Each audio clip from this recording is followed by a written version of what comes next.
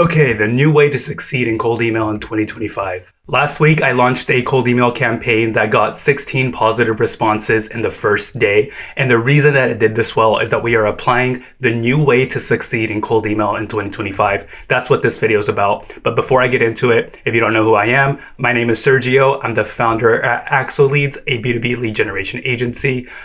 We've sent over 1 million cold emails. We've booked hundreds of calls for our clients. We're Smart Lead certified, and we've gotten a bunch of amazing results for our clients, such as the campaign results that you see on here. If you're not familiar with these types of campaign results, basically the green number on the right is how many positive replies, how many opt-ins, how many interested leads we got for how many we reached out to. And you can see how many emails we sent on the left column there. Most importantly though, for you, the purpose of this video is we're going to be going over how we transitioned our approach from what was working back in 2023 to what very few people are doing, but is working very well in 2025 based off of the result that we just saw. In this video, you're going to learn exactly what you can do for your cold email campaigns to go from your ideal prospect ignoring you to your ideal prospect being excited that you emailed them and excited to respond positively to you. And just to be clear, this is not about creating a no-brainer offer full of guarantees and ridiculous refund policies. Also, before we get into this video, it's important that I mention that cold email is not a viable strategy for you if you are lazy anymore. If you're looking for a mindless way to get a ton of calls booked, that's not what this video is about. It is not going to be mindless. It is not going to be a lazy strategy. Okay, so if you're okay with that, then keep watching. All right, so you know how people say all the time, like, is cold email dead? Cold email is dead, whatever the case may be. What they mean by that actually is that the cheat code has been patched.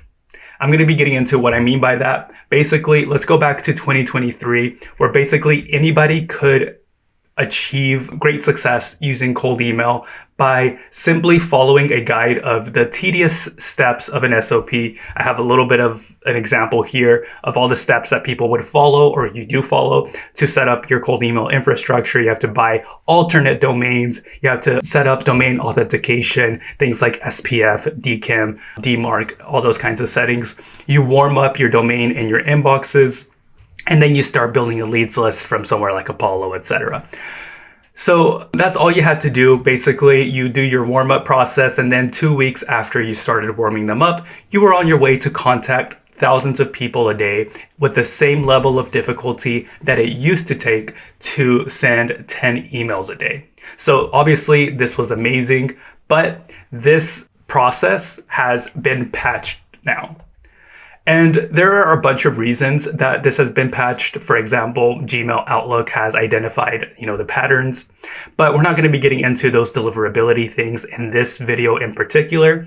Instead, what I wanted to focus on in this video is market sophistication. So let's draw a before and after to really paint the picture here, because before 2023 or before 2022, it basically was impossible to send 1,000 automated emails per day. Also, to build that leads list, to be able to send that many emails, it took a really long time because it was a very manual process, or it was very expensive to develop these leads lists. After 2023, it became very easy to send 1,000 automated emails per day. Anybody essentially could do it, and you could do it by building a leads list of 10,000 prospects that cost you $50 or less. So essentially what happened here is we already went through the 4 stages of market sophistication when it came to this automated cold email sending that started at the beginning of this decade. So the early stage, if you entered this back in 2021, 2022, then you reaped all the rewards. After that, we entered this growth stage where a lot more people found out about it and they started doing it themselves. And then we entered a maturity stage, and now we are on step 4. And that's a really important step because understanding where we are in terms of market sophistication can really define what direction you go with your cold email marketing. So, of course, one thing you can do is we're in the maturity stage. We're going to continue to do the thing that was working for the early stage people who have all these amazing case studies of things that they achieved 3 years ago. But in reality, when you try this, if you have tried this in the past, you have probably noticed that you're not getting those same results. And there's a very important reason for that. One of those is market sophistication. So you essentially have two options here. You can continue with the stages of market sophistication so that you enter this decline stage where you're essentially getting no rewards for all the work that you put in. Or you have the option of doing the innovation and having a breakthrough moment where you start a new early stage of a new type of approach here. So in this video, basically what we're talking about is how we can use this innovative approach to create a breakthrough, and so that you can be one of the early stage adopters of this new cold email marketing strategy so that you can get all of the rewards when nobody else is. So essentially before 2023, you did have an innovative channel. You were on stage one if you learned anything about Limlist, if you learned anything about these kinds of automated sending tools and lead scrapers. But essentially, since then, we went from, before that, it was carefully crafted, personalized emails, to now we're at a point where your recipient is fatigued with these types of emails. Now, to draw the comparison of how this is working, not just in cold email, but in other marketing channels, I come from an SEO background. So I can tell you that before 2012, essentially all you had to do to be in the top 10 results for a relevant keyword that you wanted to be ranking at the top of on Google was keyword stuffing. So just putting a bunch of keywords that you wanted to rank for in the article that told Google that you knew what you were talking about because you said the right things a bunch of times, and backlink spamming, which is basically getting that page on as many websites as possible without really any regards on the quality of those backlink profiles, etc. Today, that's going to put you everywhere but the top 10 results for the keyword that you're trying to rank. So that's SEO. Does that mean SEO is dead? I'm not sure. That's up to you. Let's talk about Facebook ads now. Before 2015, you could just do some basic ads with basic targeting or broad targeting. You would get some cheap clicks. You would get a ton of conversions, and the ROAS was insane. Today, whenever you try the same tactics from basically 10 years ago, you'll get responses from people saying like CPMs are too high. So in both of these cases, we had these agencies that would pop up right around the time that there was this cheat code where you could basically do the easiest thing possible and get these insane results. And once those started getting patched by Facebook, by Google, etc., you stopped seeing results, and all of those agencies were phased out, and only the ones that were able to actually provide value to the people that they were serving were the ones that were able to continue to get results and stick around. So honestly, to be fair, let's just say this. This is a positive thing. We want things to become more sophisticated because I don't know about you, but I don't want, whenever I search on Google, for the top results to just be people who were able to hack the algorithm. I also don't want, whenever I'm scrolling on social media, for all of the ads to just be really irrelevant things that have really mediocre copy. Instead, I want something that's going to be specifically relevant to me and is going to speak to me. And that's, the kind of experience that's much more enjoyable to me as a user. So this is positive. Same thing with cold email. It's a positive thing that you are not getting a bunch of spam in your inbox like maybe you were a year or two ago. Okay, so with all marketing channels, you basically have two options. You can jump onto the next trending marketing channel. I've heard a lot of good things about TikTok right now, so you can drop everything that you're doing and go learn something new and do whatever is working, whatever cheat code is out there right now that's going to work maybe for the next few months. Or you can be one of the few people who actually figure out an existing marketing channel in an innovative way. The rest of this video in particular is going to be about turning around your cold email approach in a way that gets the right people to know about you. So before we get into cold email and how we make it work, let's get into why we would even use cold email in the first place and how is it still a viable marketing channel. One way is that it is one-to-one communication. So it's basically like texting a friend. Like it is a way for you to say something relevant to the person that is the recipient. This is very unique to cold email. It's very personal. So it's something that it makes it very interesting if you are going to say something that's personal and specifically relevant to the recipient. one-to-one communication, that's cold email. Another reason that cold email is different from other marketing channels is if you want to get directly in touch with the person who you know is going to be the decision maker of the purchasing decision that you are offering them, then you can get their email and reach out to their inbox in particular. And the cool thing is that this is asynchronous, so they'll check it whenever they are checking their emails, so they know they have time at that moment to look through their emails. So these are 3 reasons that cold email does stand out from other marketing channels. And this was true 10 years ago. It was true 20 years ago. It was true 2 years ago, and it's still true today and will continue to be true forever. So to illustrate how we are changing our approach with cold email, let's start with an example, which is you. Let's say you have a marketing agency where you help e-commerce brands with their emails. So you have a good case study in this case where you helped a skincare brand and you decide to use cold email to reach out to decision makers, to founders of skincare brands, such as Sarah. Now, please remember, there are 2 different stages that we can do here. This is a video you're watching in 2025. So if you're going to be reaching out to Sarah today, you have 2 options. You can either stick with what has been working in the past and continue this stage towards a decline where you're going to get less and less results over time, or you can try this new approach where you're going to be one of the very few people that is actually going to get responses from people like Sarah. So let's start with an example of an email that does follow a lot of the best practices of a cold email. So you might say, "Hey Sarah, reaching out because we help skincare brands get 20% more clicks into their newsletter thanks to our AI segmentation.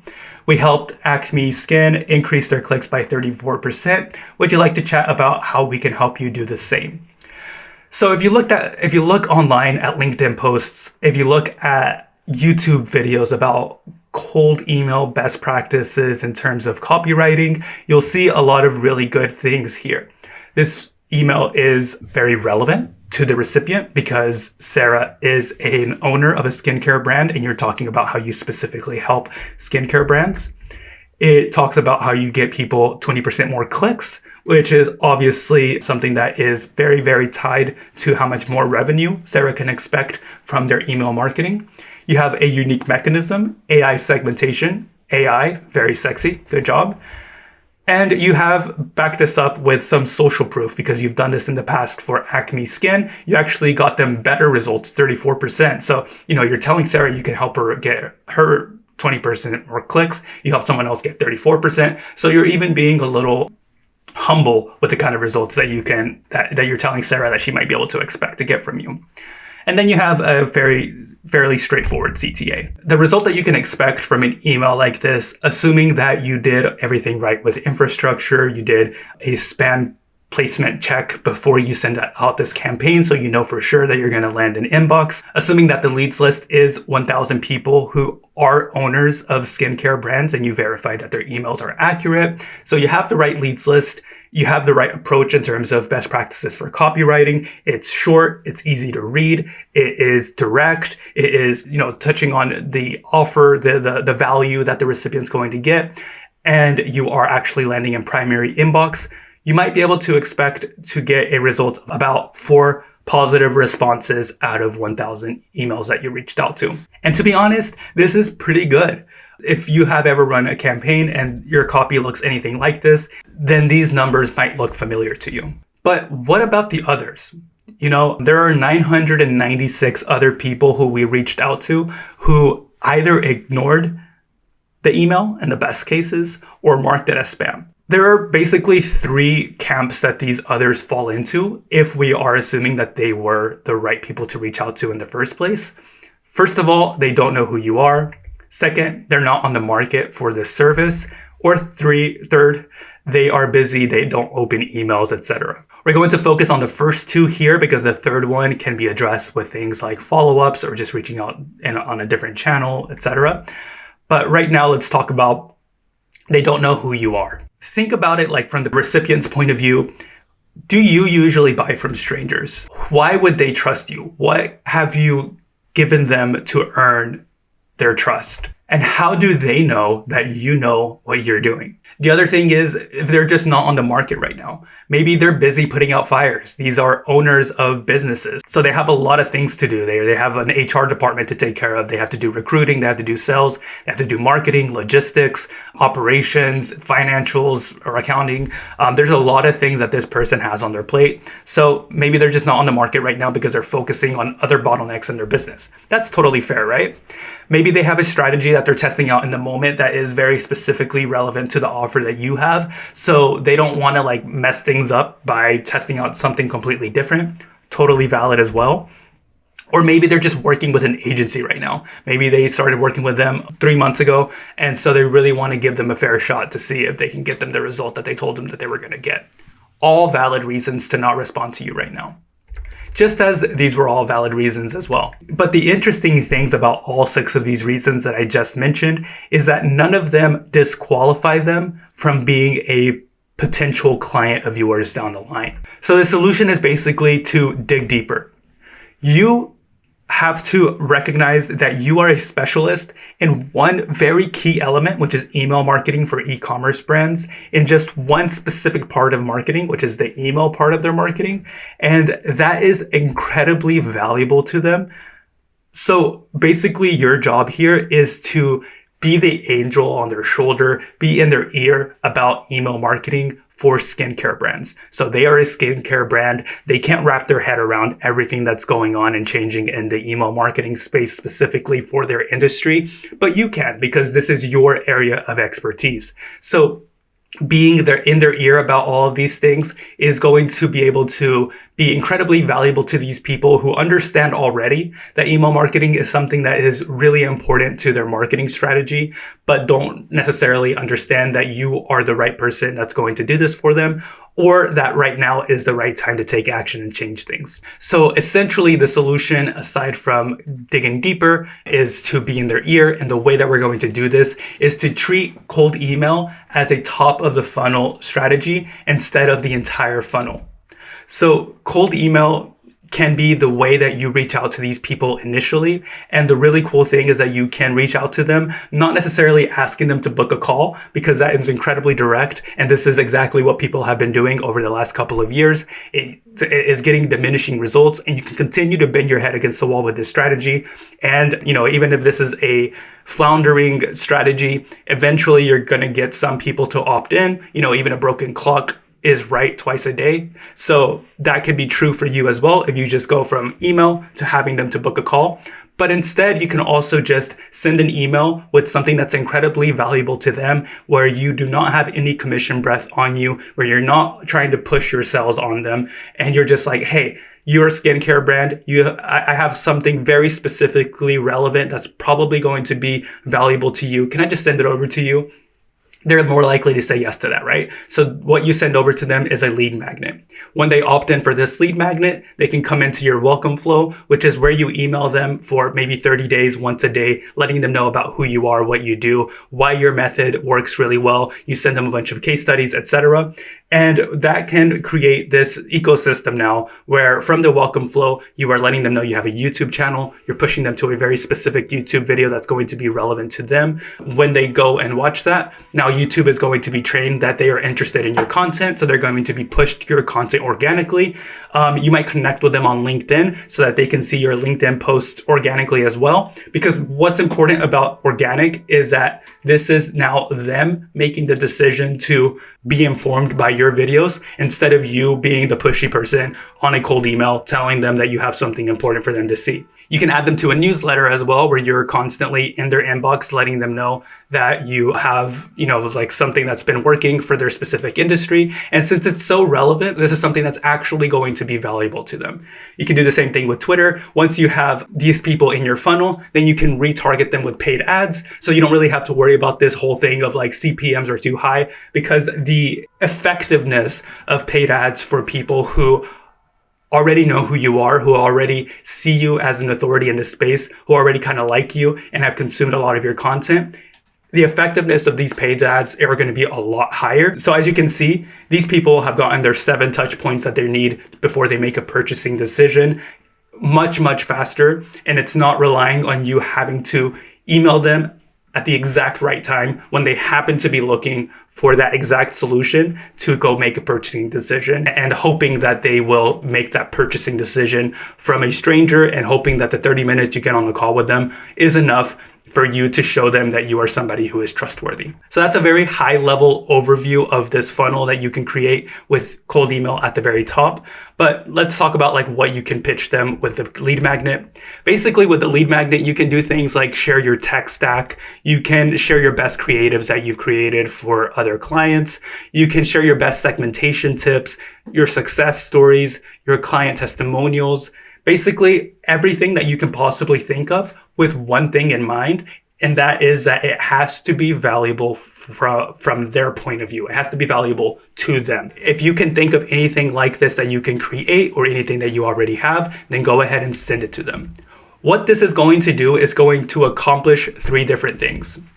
1, when they know that you send them valuable things, then they're going to be excited when your content comes up, whether because you emailed them in the newsletter or because your YouTube video came up, and since they are engaging with your content, then they do see it on their home feed. They'll be engaging with your content because if you're doing something that's actually valuable to them, that's the most engageable content that they could possibly see. This engagement is going to further teach the algorithms that they should be serving your content to these people. This is going to create a really good feedback loop.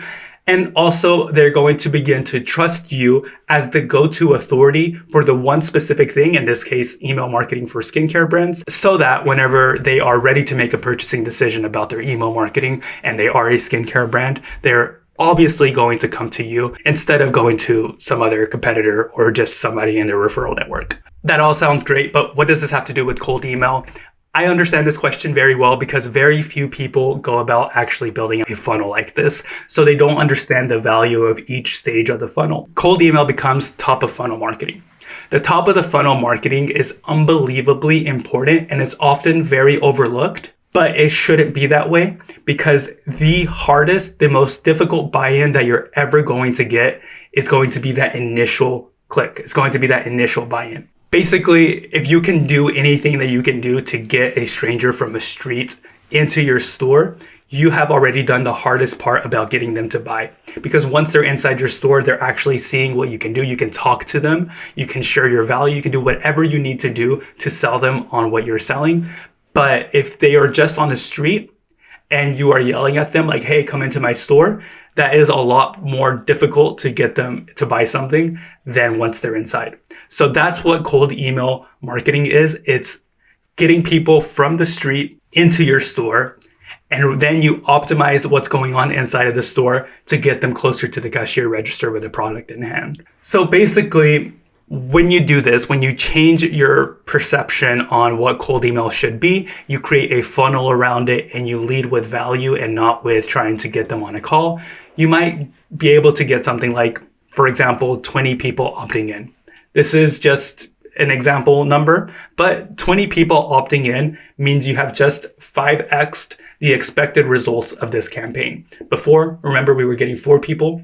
Now we're getting 20 people. These are all very relevant people because you built a good leads list, etc. So now these people know who you are a bit more. If you nurture them well, when they are in the market, they're going to come to you instead of you hoping that the email finds them at the right time and a random time that you send it.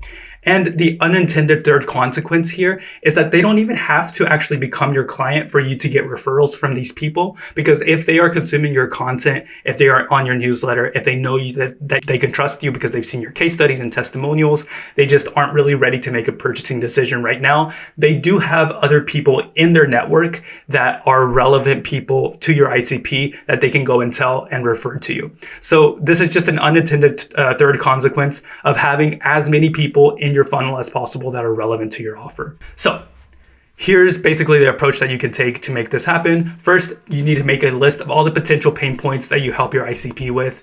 You need to document everything that you do, and you need to gather all of your case studies, testimonials, and best results.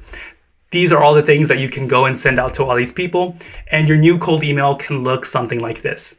Hey, Sarah, as the founder of a skincare brand, I thought you might be interested in this step-by-step playbook we use to help Acme Skin increased their email opens by 34%. If you'd like to see, just let me know and I'll send it over email. So what's different here? Instead of trying to get them on a call, you're just literally only offering value. A step-by-step playbook that helped a company much like them achieve a very good result. And the CTA is very clear and direct about what they're going to get if they opt in. The hardest thing that you can do in a cold email is to get somebody to walk into your store. The reason that that's the hardest thing is because they know that once they walk in, you're going to try to get them to buy something.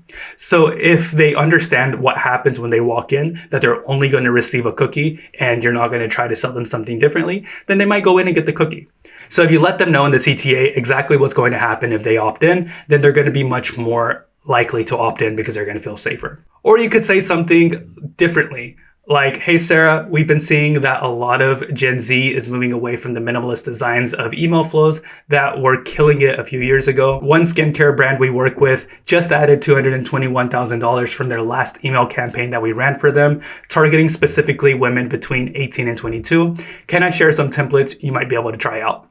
So this is a lot more specific. It's a lot more like pain point focused. It's a lot more trying to get into what they're thinking about. Because if they're a skincare brand, they're probably interested in getting more Gen Z clients. And so they're probably trying to revamp their marketing to align with that. So you are leading with value. You are saying, hey, we got this amazing result, specifically targeting this type of client base that people are struggling to connect with. So we can kind of help you do that. So I don't know, that's just another thing. If you've done that, then you could reach out with something like that. So once these opt-ins are in your system, you can target them with ads, you can send them more lead magnets, send them your YouTube videos, and you can connect with them on LinkedIn so that they see your content organically. And that way, the speed of touch points that you have with these people is a lot faster. So instead of emailing them once every few days, once every few weeks or once every few months, and just hoping that you happen to have reached out at the right time, you can email them once, get people opted in. Because the cool thing about